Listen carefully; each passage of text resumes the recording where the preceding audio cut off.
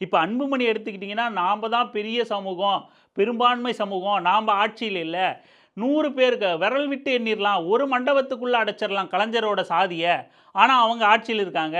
நாம ஒன்றுபட்டா ஆட்சிக்கு வரலாம். எனக்கு ஓட்டு போட்டீங்கன்னா தலித்த முதலமைச்சர் ஆக்குவேன். அப்படின்லாம் அன்புமணிலாம் சொல்றாரு. ஆனா இந்த அன்புமணியும் சரி, ராமதாஸும் சரி, எங்கேயுமே தலித் மக்களையும், வன்னியரையும் பெரும்பான்மைன்னு பேசியிருக்காங்களே தவிர, கலைஞரோட சாதிய சிறுபான்மைன்னு பேசியிருக்காங்களே தவிர, பார்ப்பனர்களை என்னைக்காவது இவங்க பெரும்பான்மை, சிறுபான்மைன்னு குறிப்பிட்டிருக்காங்களா?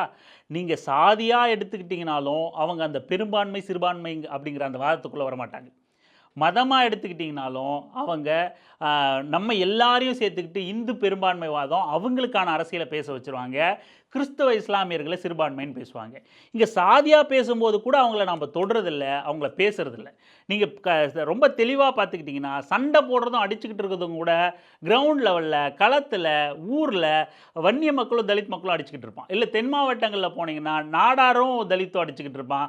இல்லன்னா தேவேந்திர குல வேளாளர், தேவர் இந்த மாதிரியான சமூகங்கள் அடிச்சுக்கிட்டு இருக்கும். எல்லா இடத்துலயும் மிக பாதுகாப்பா வாழ்ந்துகிட்டு இருக்கக்கூடிய ஒரு சமூகமா வந்து பார்ப்பன சமூகம் இருக்கு.